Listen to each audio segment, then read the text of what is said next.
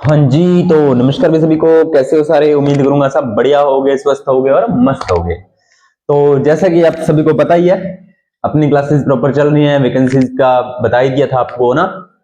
तो अब ज्यादा बातें न करते हुए अपना टॉपिक चल रहा था पारिस्थितिकी। आज जो टॉपिक है उसके बारे में आप सभी जानते हो, बस रिवाइज करना है क्योंकि बुक्स में दिया हुआ है, जानते आप हो ही। टॉपिक का नाम है प्रदूषण, जो पारिस्थितिकी से रिलेटेड ही है। ठीक है, उसी का एक भाग है प्रदूषण। इससे एक आधा क्वेश्चन बन जाता है, कभी इजी क्वेश्चन बनाता है, तो फिर भी हमें पढ़ना है क्योंकि हर बात हमारे लिए इंपॉर्टेंट है। तो प्रदूषण हमने चार प्रकार के देख लिए थे कि प्रदूषण एक जल प्रदूषण, वायु प्रदूषण होता है, जल प्रदूषण होता है, ध्वनि प्रदूषण होता है और भूमि प्रदूषण होता है। पहले हम बात करेंगे वायु प्रदूषण की। तो वायु प्रदूषण का मतलब क्या होता है कि वायु होती क्या है, पहले देखो वायु क्या होती है। तो वायु होता है गैसों का समांगी मिश्रण। कौन सा मिश्रण? समांगी मिश्रण। कौन कौन सी गैसें होती हैं सर वायु में? एक तो N2 होती है, एक O2 होती है, एक CO2 होती है। ये मेन तीन होती है, बाकी ETC होती है। वायु में इन गैसों का अनुपात क्या होता है? अनुपात क्या होता है प्यारे बच्चों? अनुपात होता है इसका निश्चित अनुपात। क्या होता है? निश्चित अनुपात होता है। तो वायु क्या होती है? गैसों का समांगी मिश्रण। कौन कौन सी गैसें? नाइट्रोजन, ऑक्सीजन, कार्बन डाइऑक्साइड और ETC। मिश्रण कैसा होता है? समांगी।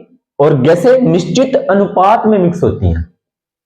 ठीक है सर, इतनी बातें समझ में आ गई। तो नाइट्रोजन की मात्रा 78%, ऑक्सीजन की मात्रा 21%, CO2 की मात्रा 0.003%, ETC आपकी 0.02% आ जाएगी। ठीक है, ऐसे कुछ आपके ये गैसों का मिश्रण होता है।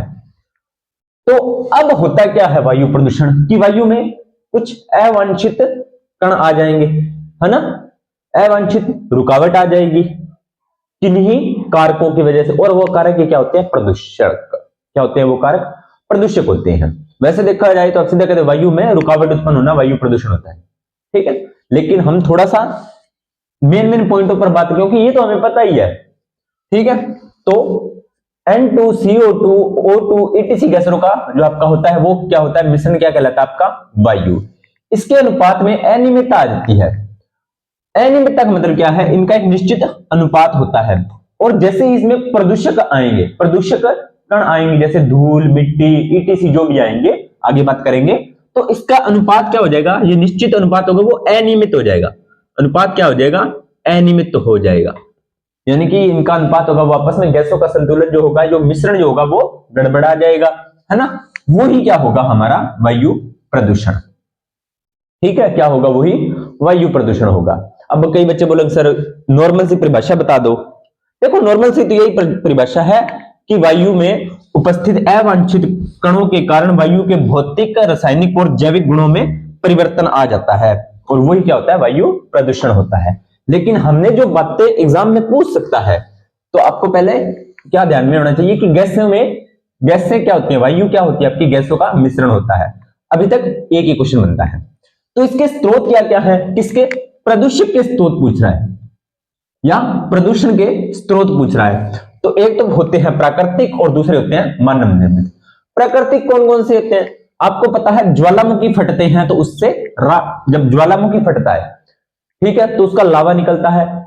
जब ज्वालामुखी फटता है तो उससे बहुत ज्यादा धुआं निकलता है, बहुत ज्यादा धुआं निकलता है। और बाद में जब वो लावा ठंडा होता है तो उसकी राख भी होती है, और वो जब उड़ती है वायुमंडल में जाती है तो वो भी एक प्रदूषण का कारण बनती है, क्योंकि वायु में जाएगी, वायु उसमें कण वायु में मिक्स होंगे तो प्रदूषण का कारण तो बनेगी।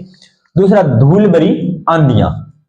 बहुत ज्यादा धूल कण होंगे, वो आंधियां वायु में चलेंगी तो वो उससे भी वायु क्या होगी? प्रदूषित होगी, क्योंकि वायु में रुकावट आएगी, है ना। तीसरा, कार्बनिक पदार्थों का अपघटन। कार्बनिक पदार्थों के अपघटन, अपघटन का मतलब होता है टूटना पदार्थों का।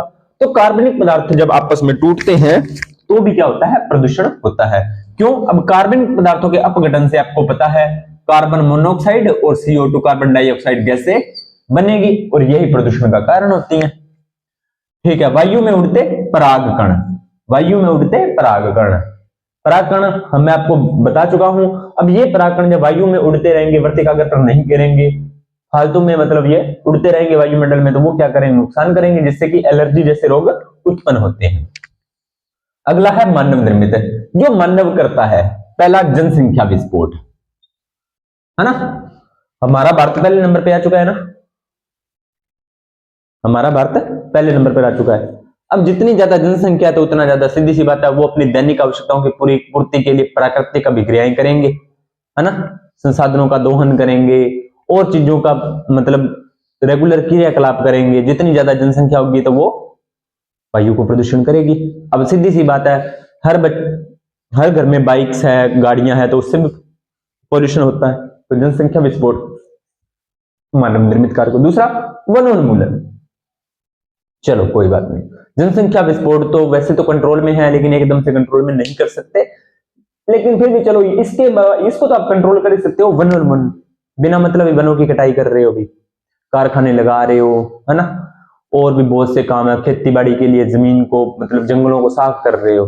अब जंगलों को साफ कर दोगे तो प्रदूषण तो बढ़ेगा ही, कोई समझाने वाली बात नहीं है, समझदार हो आप, ठीक है। उसके बाद में शहरीकरण, वनोन्मूलन करके शहरों को आप बसा रहे हो, नए नए उद्योग लगा रहे हो, तो औद्योगिकीकरण। तो ये मानव, ये भी तो आपको वायु प्रदूषण को प्रभावित करते हैं। कौन कौन से? जनसंख्या विस्फोट, वनोन्मूलन, शहरीकरण, औद्योगिकरण, है ना। अगला है मानव द्वारा अनेक क्रियाकलापों द्वारा छोड़ी गई CO, यानी कि CO होता है आपका कार्बन मोनोऑक्साइड, है ना, SO2 sulphur dioxide, hydrocarbons nitrogen के ऑक्साइड, सीसा और सैनिक एम्बेल्ट्स, धूल के कण, रेडियोधर्मी पदार्थ आदि वायु प्रदूषण के कारक होते हैं। आपको पता है कार्बन मोनोऑक्साइड कार्बनिक पदार्थों के दहन से, CO2 ये भी दहन से या धुएं के अंदर, ठीक है। हाइड्रोकार्बन, आपको पता है जितने भी पेट्रोलियम पदार्थ होते हैं ना, डीजल, पेट्रोलियम, केरोसिन, ये आपके हाइड्रोकार्बन होते हैं, तो ये भी वायु प्रदूषण का कारण बनते हैं। उसके बाद में नाइट्रोजन के ऑक्साइड, उसके बाद में सीसा कैसे करता है? तो सीसा जो अपने बाइक्स होती है ना, तो जो बाइक्स होती है, तो बाइक है, गाड़ियां हैं, उनका जो साइलेंसर होता है, उससे जब धुआं निकलता है तो उसमें भी शीशे की मात्रा होती है, तो वो भी वायु प्रदूषण का कारण बनता है। और सैनिक, एल्बर्ट, धूल के कण, ये सभी आप जानते हैं वायु प्रदूषण। रेडियोधर्मी पदार्थ, रेडियो एक्टिव विकिरणें और रेडियो एक्टिव पदार्थ भी वायु प्रदूषण में कारण बनते हैं, क्योंकि वो विकिरणें छोड़ते हैं जिससे वायु प्रभावित होती है। अगला है हानियां। क्या हो सकती है अभी हानियां? सीधी सी बात है, लाभ तो इसका प्रदूषण है, तो लाभ तो कोई होने वाला नहीं है। हानियां क्या क्या होती है? CO की मात्रा यानी कार्बन मोनोऑक्साइड की मात्रा वायुमंडल में अधिक होने पर थकावट हो सकती है, आपको मानसिक विकार हो सकता है, यानी कि डिप्रेशन वगैरह, तनाव और निद्रा रोग, बहुत से आपको मानसिक विकार हो सकते हैं। फेफड़ों का कैंसर हो सकता है, ये आपका थोड़ा सा इंपॉर्टेंट रहेगा, क्योंकि हमें पता है हमारी वायु कहाँ फिल्टर होती है, हमारी वायु कहाँ फिल्टर होती है? सर फेफड़ों में होती है। तो अगर वायु साफ सुथरी नहीं है, ये सारे पोल्यूटेंट कण हमारी वायु के साथ मिक्स होकर हमारे फेफड़ों में जाएंगे, तो कैंसर का कारण तो बनेंगे, बिल्कुल बनेंगे भी। और क्या होता है, और ये जो कार्बन मोनोऑक्साइड है ना, वो Hb यानी कि हीमोग्लोबिन के साथ जुड़कर, अब आपको पता है Hb किसके साथ जुड़ता है? Hb प्लस O2 जुड़कर क्या बनाता है? ऑक्सी हीमोग्लोबिन बनाता है ना, जो कि O2 का परिवहन करता है। लेकिन अब कार्बन मोनोऑक्साइड क्या करता है? Hb के साथ जुड़ जाता है, कभी कभी जुड़ता है, रेगुलरली नहीं जुड़ता, क्योंकि अब इसकी मात्रा अगर वायुमंडल में ज्यादा होगी तो ऑक्सीजन की मात्रा कम हो जाएगी। अब ऑक्सीजन की जगह ये जुड़ने लगेगा, जिससे बनेगा HbCO, कार्बोक्सी हीमोग्लोबिन। क्या HbCO का नाम होता है? Carboxy haemoglobin. यह एक स्थायी यौगिक होता है और विषैला होता है, और जिससे अगर ये पदार्थ बन जाता है तो ये एक स्थायी यौगिक बना लेता है, जिससे व्यक्ति की दम घुटने से मृत्यु हो जाती है। तो इस प्रकार कार्बन मोनोऑक्साइड एक घातक कारक है। दूसरा है ओजोन परत में ह्रास। देखो, ओजोन परत हमारे वायुमंडल के ऊपर एक सुरक्षा कवच का काम करती है, हमारे वायुमंडल के ऊपर एक सुरक्षा कवच का काम करती है। तो उस ओजोन परत में क्या हो रहा है? अब जैसे ये हमारा वायुमंडल है, तो उस ओजोन परत में क्या हो रहा है प्यारे बच्चों? एक छेद हो रहा है, होल हो रहा है, ठीक है। इस होल का रीजन होने का क्या है?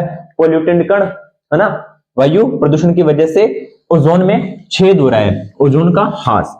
अब ओजोन का ह्रास कैसे होता है वो थोड़ा सा समझते हैं। ओजोन का सूत्र है O3। तो बहुत अधिक तापमान, यूवी रेंज, पॉल्यूशन की वजह से ये O3 ना O2 प्लस ऑक्सीजन में टूट जाती है, ठीक है, जिसकी वजह से ये ओजोन परत धीरे धीरे खत्म हो रही है या इसमें ह्रास हो रहा है। अब इसकी वजह से क्या होता है, यूवी किरणें, यूवी होती है, आपको पता है यूवी रेंज बहुत खतरनाक होती है, मैं आपको तरंगों वाले चैप्टर में करवा चुका हूं। तो इस यूवी रेंज की वजह से क्या होता है, ये यूवी रेंज पृथ्वी पर आती हैं। क्या आती हैं, यूवी रेंज पृथ्वी पर आती हैं, जिससे आंखें खराब होती हैं, और क्या होता है, प्रतिरक्षी तंत्र भी हमारा प्रभावित होती है, आंखों व प्रतिरक्षी तंत्र को प्रभावित करती हैं। दूसरा, त्वचा का कैंसर होता है, ये क्वेश्चन बन सकता है, यूवी रेंज से कौन सा कैंसर होता है, तो यूवी रेंज से त्वचा का कैंसर, स्किन कैंसर होता है। ठीक है, ये बात आपको ध्यान में रखनी है। और ओजोन परत क्या करती है, ओजोन परत में ह्रास हो रहा है, इसकी वजह से और हमें क्या हानि हो रही है, देखो ओजोन परत में क्या हो, अगर ओजोन परत में ह्रास होता है, यूवी रेंज धरती पर आती है, हमें ये नुकसान पहुंचाती है, आंखें, प्रतिरक्षा, त्वचा का कैंसर वगैरह वगैरह।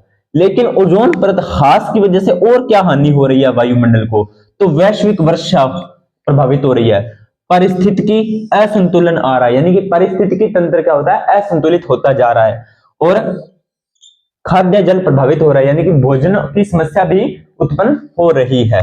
उसके बाद में अम्लीय वर्षा, अम्लीय वर्षा होती है कि जब अम्लीय वर्षा क्या होती है प्यारे बच्चों, अम्लीय वर्षा, तो अम्लीय वर्षा होती है प्यारे बच्चों जब वर्षा का पीएच मान 6 से कम होता है, 6 से कम, किसका, वर्षा जल का पीएच मान, वर्षा जल के पीएच मान कितना हो जाता है, जब 6 से कम हो जाता है, तो वह आपका क्या होती है, अम्लीय वर्षा होती है। नोट करते जाना साथ साथ, क्योंकि ये ज्यादा बताने वाली बातें नहीं, आपको ऑलरेडी पता है ये बातें। ठीक है, तो अपने इसमें लेके नहीं बैठे रहेंगे इसको।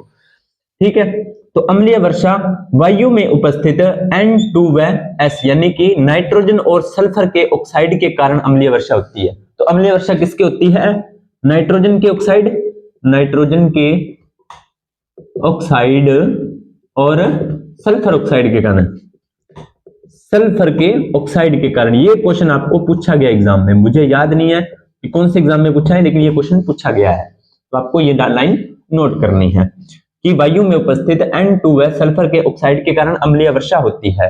अब ये अम्लीय वर्षा किस प्रभावित कर रही है, तो ऐसे ऐतिहासिक स्थल, ठीक है, ऐसे ऐतिहासिक स्थल जैसे अपना ताजमहल हो गया, मेनली तो लाल किला वगैरह हो गए, जिससे अम्लीय उसकी सुंदरता में कमी आ रही है, उनको वो संक्षारण कर रही है, यानी कि उनको खराब कर रही है।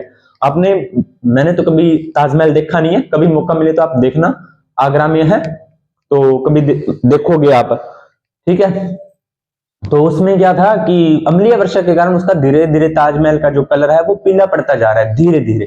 तो उससे क्या होता है, आपका ऐतिहासिक स्थल, ऐतिहासिक भवन, मूर्तियों का संक्षारण हो रहा है, किसके कारण, हमारा वायु प्रदूषण के कारण। और क्या होता है, मृदा भी अम्लीय हो जाती है, जिससे क्या होती है, कृषि मृदा प्रभावित होती है, कृषि मृदा प्रभावित के कारण कृषि उत्पादकता पर विपरीत प्रभाव पड़ता है, यानी कि कृषि में भी हानि होती है अम्लीय वर्षा से। ठीक है, अम्लीय वर्षा की कोई खास बातें नहीं है। और क्या है, मोटरसाइकिल का निकासक पाइप से शीशा का कणों का निष्कासन होता है। लो जी, मैंने अभी बात की थी ना यहाँ पे शीशा की, तो जो बाइक का या गाड़ी का साइलेंसर होता है, तो उसे क्या बोलते हैं, निष्कासक पाइप बोलते हैं। क्या बोलते हैं, निष्कासक पाइप। उससे शीशा कण निकलते हैं। कौन से कण निकलते हैं, शीशा कण। ये शीशा कण 2 रोग उत्पन्न करते हैं, एक तो एंथ्रेक्स और एक्जिमा। याद रखने हैं दोनों रोग, कौन से, लिख देता हूं मैं यहाँ पे, शीशा से रोग, तो एंथ्रेक्स और एक्जिमा। ये मैं आपको मानव रोग वाले चैप्टर में लगभग 70 से 80 रोग हैं, मानव में जितने भी रोग होते हैं वो सारे मैंने आपको करवाए हुए हैं, अब वहां पर जाकर ये रोग देख सकते हो। ठीक है, अगला है जैव आवर्धन। ये क्या होता है, तो कुछ पीड़कनाशियों द्वारा भी वायु प्रदूषण होता है।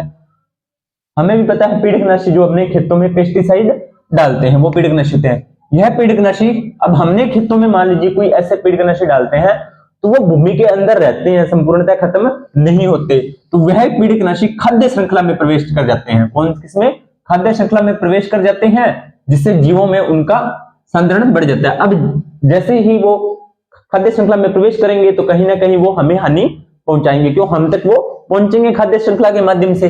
ठीक है, जिससे हमें कौन कौन से रोग हो सकते हैं, वृक्क खराब हो सकता है, परिसंचरण सिस्टम खराब हो सकता है, और मस्तिष्क से संबंधित विकार हो सकते हैं, यानी कि वृक्क, किडनी से संबंधित हमें बीमारियां हो सकती हैं, हार्ट से संबंधित हमें बीमारियां हो सकती हैं, और मस्तिष्क से संबंधित हमें बीमारियां हो सकती हैं। आपने देखा ही होगा आजकल बहुत बीमारियां हो रही हैं, साइलेंट अटैक वगैरह आ रहे हैं, तो कहीं ना कहीं ये वायु प्रदूषण भी उस पर प्रभाव डाल रहा है। ठीक है, तो वो खाद्य श्रृंखला के अंदर प्रवेश करते हैं और खाद्य श्रृंखला के अंदर हम भी आते हैं, खाद्य जाल के अंदर भी हम आते हैं, वो कहीं ना कहीं हमारे पर असर डालते हैं अपना। ठीक है, ये बात है। अगला है आपका आर्सेनिक। तो यह पौधों को विषैला बनाता है। आर्सेनिक वायुमंडल में आपको पता है वायु प्रदूषक है, तो ये पौधों को क्या करता है, विषैला बनाता है। अब मान लीजिए जानवर ये पौधा खाते हैं तो पौधों के बेचारों की मृत्यु हो जाती है। जीवाश्म ईंधन, ठीक है, जीवाश्म ईंधन क्या होते हैं, ये थोड़ा सा समझने वाली बात है। देखो मैं इसको ना रफ कर रहा हूं, आप स्क्रीनशॉट ले लिया होगा आपने। तो जीवाश्म ईंधन वे होते हैं जो जीवाश्मों द्वारा बनते हैं। किसके द्वारा बनते हैं, जीवाश्मों द्वारा। सर जीवाश्मों द्वारा कैसे ईंधन बनता है, देखो आप कोयले बनाने की फैक्ट्री देखी है क्या आपने, यहाँ पर कोयला बनता है, नहीं देखी ना। क्या पेट्रोल बनाने वाली फैक्ट्री देखी है, नहीं देखी। आपने सुना जरूर है कि ये कोयले की खाने हैं, ये पेट्रोल के कुएं हैं। मतलब क्या है कि इनको बनाया नहीं जा सकता, कोयला और पेट्रोल को बनाया नहीं जा सकता, बनाया नहीं जा सकता इनको। सबसे बड़ी प्रॉब्लम यही है जीवाश्म ईंधन, इसलिए तो इनका नाम जीवाश्म ईंधन पड़ा है ना। इनको बनाया नहीं जा सकता। अब इनकी एक मात्रा निश्चित है, हमारी पृथ्वी में इनकी मात्रा निश्चित है। अभी कोयला इतना है तो इतना ही रहेगा, चाहे आप आज खत्म कर लो चाहे 10 साल बाद में खत्म कर लेना, वो आपकी टेंशन है। अब देखो इतने व्हीकल्स चल रहे हैं, इतना सारा सिस्टम चल रहा है, तो उसमें पेट्रोल तो लग रहा है, लेकिन पेट्रोल फिक्स है। ऐसे नहीं है पेट्रोल और बन रहा है, ऐसा नहीं है पेट्रोल और बन रहा है, वो फिक्स है। अगर आप हमारे पास 1000 टन लीटर या 1000 करोड़ जितने भी लीटर है अपने पास पेट्रोल, बस वो फिक्स ही है, कभी ना कभी वो खत्म होगा। वो होते हैं जीवाश्म ईंधन। तो ये बने कैसे थे, जैसे आज से हजारों लाखों करोड़ों वर्षों पहले जब पृथ्वी में उथल पुथल हुई थी, तो कुछ चीजें नीचे तब दब गई और अत्यधिक ताप और अत्यधिक दाब के कारण वो चीजें कोयला और पेट्रोलियम का रूप ले लिया, तो वो ईंधन होते हैं आपके जीवाश्म ईंधन। ठीक है, कोयला पेट्रोलियम के दहन से CO2 गैस मुक्त होती है जो वायुमंडल में कारण बनती है। ठीक है, पृथ्वी में ऊष्मीय विकिरण को रोकती है जिससे पृथ्वी का ताप बढ़ता है। देखो अब मैं आपको एक चीज समझाता हूं, जीवाश्म ईंधन से CO2 गैस निकलती है। अब ये देखो, ये हमारी मान लीजिए पृथ्वी है और ये हमारा वायुमंडल है।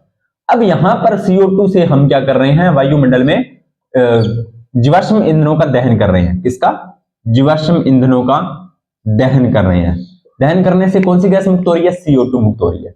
अब ये CO2 क्या करती है, जो यहां से विकिरण होती है उसको रोकती है, यानी कि जो विकिरण, अब इसने भी एक ऊपर एक लेयर से बना लेती है, तो कुछ विकिरणें निकलने वाली होती हैं उनको रोक लेती हैं। कौन सी विकिरणें, जो सूर्य से आने वाली विकिरणें होती हैं, वो एंटर तो कर जाती हैं, इस तरह से एंटर तो कर जाती हैं। सूर्य के साथ आपको पता है बहुत सी विकिरणें आती हैं, लेकिन पृथ्वी हमारे पर या पूरे हमारी पृथ्वी पर वो ही किरणें आती हैं जो हमारे लिए लाभदायक है। हानिकारक किरणें ऊपर ओजोन परत द्वारा रोक ली जाती हैं। लेकिन फिर भी आपको पता है ओजोन परत में क्षय है, कुछ विकिरणें आ जाती हैं। अब वो वापस भी जाना चाहती हैं, लेकिन ये CO2 की परत से वापस जाने नहीं देती, जिसकी वजह से क्या होता है, पृथ्वी का तापमान बढ़ता है। इसकी वजह से ही तापमान बढ़ रहा है। अभी आपने 5-10 सालों में देखा होगा कि प्रदूषण बहुत ज्यादा बढ़ रहा है ना, वायु प्रदूषण। अब जितना ज्यादा वायु प्रदूषण बढ़ रहा है तो आपने देखा भी होगा, अगर प्रदूषण बढ़ रहा है तो आपने एक चीज और नोटिस की होगी कि वायुमंडल का टेम्परेचर भी हर साल 1 डिग्री लगभग इंक्रीज होता जा रहा है। 56 डिग्री तक टेम्परेचर, 58 डिग्री तक टेम्परेचर, 52-54 डिग्री तक टेम्परेचर हमने देखा है लास्ट ईयर। ठीक है, तो बहुत ज्यादा टेम्परेचर हो रहा है, तो इसी वजह से ही ये हो रहा है। अब अगर ये बात आपको समझ में नहीं है ना, मैं आपको एक चीज बताता हूं। आप है ना कभी धूप में गाड़ी खड़ी कर देना और आप उसके अंदर AC मत चलाना, ठीक है, और आप गाड़ी में बैठ जाना, तो आप देखोगे कि गाड़ी अंदर से तपने लग जाएगी, बाहर से भी ज्यादा अंदर से तपने लग जाएगी। क्यों? क्योंकि वो शीशे होते हैं, वो गाड़ी के अंदर लाइट को आने तो देते हैं लेकिन बाहर नहीं जाने देते, तो अंदर का टेम्परेचर बढ़ जाता है। इसी वजह से ही सारा सिस्टम ये होता है। ठीक है, यही सेम वायु प्रदूषण का रीजन की वजह से होता है। मौसम परिवर्तन होता है वायु प्रदूषण से, समुद्र तल में वृद्धि होती है, जिससे क्या होता है, अब तापमान बढ़ेगा तो मौसम परिवर्तन होगा, समुद्र तल में वृद्धि होगी। हिमछादित चोटियां, कुछ पहाड़, कुछ पर्वत पर क्या होता है, बर्फ जमी होती है। अब टेम्परेचर बढ़ेगा तो ये बर्फ पिघलेगी तो बाढ़ भी आ सकती है। और कारखानों से SO2 गैस निकलती है जो फेफड़ों के लिए हानिकारक है। बस ये है आपका वायु प्रदूषण। जो जो बात आपको इंपॉर्टेंट लगे वो नोट कर लेना। अगला है ग्रीन हाउस प्रभाव। सेम टू सेम जो भी मैंने कार वाला एग्जांपल बताया ना, वो ग्रीन हाउस है। तो वायुमंडल में बढ़ती हानिकारक गैसें, जैसे अब ग्रीन हाउस गैसें आपको याद रखनी है, ये क्वेश्चन आपका बन सकता है। कौन कौन सी है? CO2, COSO2 यानी कि कार्बन डाइऑक्साइड, कार्बन मोनोऑक्साइड और सल्फर डाइऑक्साइड। ये आपकी कौन सी गैसें हैं? ये आपकी ग्रीन हाउस गैसें हैं। वायुमंडल की ऊपरी सतह पर जम जाती हैं। अब ये वायुमंडल जो मैंने अभी बात बताई है, सेम टू सेम वही बात, ऊपरी सतह पर जम जाती है जिससे तापमान में वृद्धि होती है। ग्लेशियर पिघलने से बाढ़ जैसी समस्या आ जाती है। यही आपका ग्रीन हाउस प्रभाव है। चलिए अगला है जल प्रदूषण। कोई खास बात नहीं है जल प्रदूषण की, सभी आप जानते ही हो, लेकिन फिर भी बात कर लेते हैं जल प्रदूषण की दो चार बातें। जल के भौतिक, रासायनिक और जैविक गुणता में विकार उत्पन्न हो जाए जिससे जल हानिकारक व अनुपयोगी हो जाता है, ये जल प्रदूषण है। स्रोत क्या है? बिंदु स्रोत है। अब यानी कि प्रदूषण के स्रोत क्या है? जब जल स्रोत के निकट, जैसे क्या हो, ऐसे जल स्रोत, तो जल स्रोत सागर हो सकते हैं, झीलें हो सकती हैं, नहरें हो सकती हैं। तो ये जब जल स्रोत के निकट क्या हो, या तो बिजली घर हो, या कोयला कारखाने हो, या तेल के कुएं हो, तो ऐसे मतलब कोई भी कारखाने या कोई भी फैक्ट्रीज होती हैं, तो वो क्या करते हैं, अपने अपशिष्ट पदार्थों को डायरेक्ट उसे जलाशय में छोड़ देते हैं। आपने देखा भी होगा बड़े शहरों में ऐसा ही होता है। तो यह प्रदूषक सीधे जल में प्रवाहित कर देते हैं जिससे जल प्रदूषित हो जाता है। ये तो होता है आपका बिंदु स्रोत। दूसरा है अबिंदु स्रोत में क्या होता है? यह निश्चित स्थानों से नहीं होता, इसमें क्या होता है? फिक्स नहीं होता। जैसे अपने घरों में होता है ना, अपने खेतों में बगीचों में पानी लगाया, गंदा पानी बाहर फेंक दिया, इस तरह से वो गलियों से, नालियों से, छोटी मोटी डिग्गियों से होते हुए जलाशयों को वो खराब करता है। तो वो आपका हो जाता है अबिंदु स्रोत। क्वेश्चन नहीं आएगा यहां से, नहीं आएगा, घबराने वाली जरूरत नहीं है। अब जल प्रदूषक कौन होते हैं? तो कैल्शियम व मैग्नीशियम के यौगिक, ये बन सकता है। तो जल प्रदूषक क्या होते हैं? कैल्शियम व मैग्नीशियम के यौगिक। और क्या होते हैं? प्रोटोजोआ होते हैं, जीवाणु होते हैं, विषाणु होते हैं, जल में घुलित होते हैं। ये सारे कौन कौन? जीवाणु, रोगाणु, जीवाणु, विषाणु, प्रोटोजोआ, ये सारे आपको पता है, हमें पता है ये रोग कारक होते हैं, रोग कारक होते हैं। तो ये भी जल प्रदूषक की तरह कार्य करते हैं। जल में तेल घुल जाता है, वो भी है, जैसे भारी धातुएं, अपमार्जक। यहां अपमार्जक का मतलब क्या है? अपमार्जक का मतलब है प्यारे बच्चों, यहां पर डिटर्जेंट पाउडर, डिटर्जेंट पाउडर है यहाँ पे, ठीक है। तो ये भी जल को प्रदूषित करता है, ये बात आपको ध्यान में रखनी है। अपमार्जक का मतलब यहाँ पर डिटर्जेंट पाउडर है। घरेलू कचरा आदि प्रभाव, वही रोग, टाइफाइड रोग, हैजा, अतिजार आदि रोग उत्पन्न करते हैं। अनेक प्रकार के रोग होते हैं, कोई खास बात नहीं है, ये भी आपको पता ही है, करवाया हुआ है बहुत बार। ध्वनि प्रदूषण भी करवाया हुआ है, बस फटाफट रिवाइज मारना है, कोई खास बात नहीं है। वैसे तो ये टॉपिक करवाने वाला नहीं था, लेकिन फिर भी बुक्स में था तो मैंने सोचा कि बच्चों को थोड़ा रिवाइज करवा देते हैं। बाकी इतना खास नहीं था, इसमें कुछ था ही नहीं कि जो आपको समझाने वाला हो, या आप ऑलरेडी समझदार हो। जो चीजें समझाने वाली होती हैं वो मैं आपको समझाता भी हूँ गहराई से, है ना। तो ये चीजें नहीं है इतनी खराब करने वाली। और क्वेश्चन भी इससे एक आधा क्वेश्चन बनता है, वो मैंने आपको बता दिया कि क्वेश्चन कहां से बनेगा। चलिए आगे देख लेते हैं। लास्ट भूमि प्रदूषण, ये भी मैं सॉरी ध्वनि प्रदूषण, ये भी मैंने आपको करवा ही दिया था।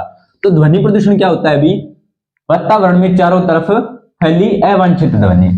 अब आपको पता है वातावरण में चारों तरफ, वातावरण में आपको पता है अलग अलग प्रकार की ध्वनि होती है, लेकिन अवांछित का मतलब जो हमें पसंद नहीं है, वो ध्वनि हमें बार बार सुनाई देगी, तो वो हमें एक प्रकार का ध्वनि प्रदूषण दर्शाएगी। स्रोत क्या है अभी? शोर या अत्यधिक शोर। नॉर्मल इसका स्रोत क्या है? स्रोत वही है, सभी प्रकार के ध्वनि उत्पादक करने वाले उपकरण।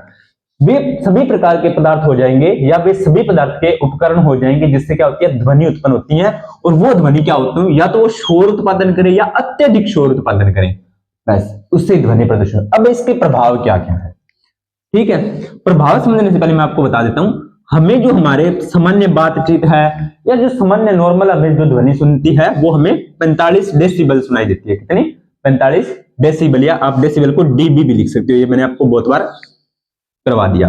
अत्यधिक शोर द्वारा बातचीत, अपने जोर से बोल के बातें करते हैं ना, वो होती है 60 डीबी। कितनी? 60 डीबी, ठीक है। ये दो बातें। अब इसका प्रभाव क्या क्या है? ज्यादा अपने वायु प्रदूषण से प्रभावित होता है, सुनने की क्षमता कम हो जाएगी। हम ज्यादा ध्वनि लगातार सुनेंगे तो हमारी सुनने की क्षमता कम हो जाएगी, बहरे होने की संभावना ज्यादा हो जाएगी। हमें थकान महसूस होती रहेगी, सिर दर्द होता रहेगा, नींद नहीं आएगी, रक्त दाब बढ़ जाएगा, दिल की धड़कन बढ़ जाएगी। बिल्कुल होती है ये सारी चीजें, ज्यादा ध्वनि आप सुन के देख लेना। धमनियों में कोलेस्ट्रॉल का जमाव होता है, धमनियों में कोलेस्ट्रॉल का जमाव होगा, जिससे क्या रक्तचाप बढ़ जाएगा ना, हार्ट अटैक की प्रॉब्लम भी आ सकती है। क्रोध व स्वभाव में उत्तेजना, यानी कि ज्यादा हम उसमें हमें क्या इरिटेशन होने लगती है, इरिटेशन समझते हो, गुस्सा आने लगता है, ज्यादा शोर, हम ज्यादा शोर में रहते हैं ना, तो हमें फिर वो अंदर से मतलब चिड़चिड़ापन हो जाता है। स्वभाव में उत्तेजना यानी कि जल्दी हम इरिटेट हो जाते हैं, ठीक है, बुढ़ापा जल्दी आता है। एड्रिनल ग्रंथि द्वारा हार्मोन का अधिक स्त्रावण होता है। हम एड्रिनल ग्रंथि के बारे में मैंने आपको वैसे पढ़ाया नहीं है, पढ़ाऊंगा पूरा डिटेल से, ठीक है। तो एड्रिनल ग्रंथि में क्या होता है आपको बताइए, संकट मोचक और करो या मरो ग्रंथि उत्तेजक ग्रंथि है। तो इससे जो नॉर्मल मात्रा में हार्मोन स्रावित होने चाहिए ना, वो ज्यादा मात्रा में होते हैं, तो बंदा ज्यादा उसको मतलब पसीना आना, घबराहट होना, ये ज्यादा टाइम तक होती रहती है, तो वो भी खराब करेगी आगे। जनन क्षमता प्रभावित होती है, उपपचयी क्रियाएं भी प्रभावित होती है, संवेदी अंग व तंत्रिका तंत्र भी आपका कमजोर हो जाता है। बस यही बात है। एक छोटी सी बात है, CFC क्या है? तो CFC है प्यारे बच्चों, क्लोरोफ्लोरोकार्बन, इसका पूरा नाम एग्जाम में पूछा जाता है। यह ओजोन परत में ह्रास के लिए जिम्मेदार यही है आपका क्लोरोफ्लोरोकार्बन, ओजोन परत में ह्रास के लिए जिम्मेदार पूछा जाता है। उसके बाद में ये करता क्या, ये CFC क्लोरोफ्लोरोकार्बन किसमें होता है? तो रेफ्रिजरेटर, रेफ्रिजरेटर के बच्चों को नहीं पता होगा तो अपने बोलते हैं फ्रिज, और फ्रिज को हिंदी में बोलते हैं प्रशीतक, ठीक है। अग्निशामक यंत्रों में इसका प्रयोग किया जाता है CFC गैस का। इसके बाद अपनी एक क्लास और बनेगी और ये टॉपिक हो जाएगा अपना कंप्लीट। उम्मीद करता हूं जानकारी अच्छी लगी होगी, जानकारी अच्छी लगी होगी तो वीडियो को लाइक करना, शेयर करना, कमेंट करना, कोई भी डाउट्स हो तो कमेंट सेक्शन में पूछना, ठीक है। मिलते हैं नेक्स्ट वीडियो के अंदर, तब तक आप सभी का धन्यवाद।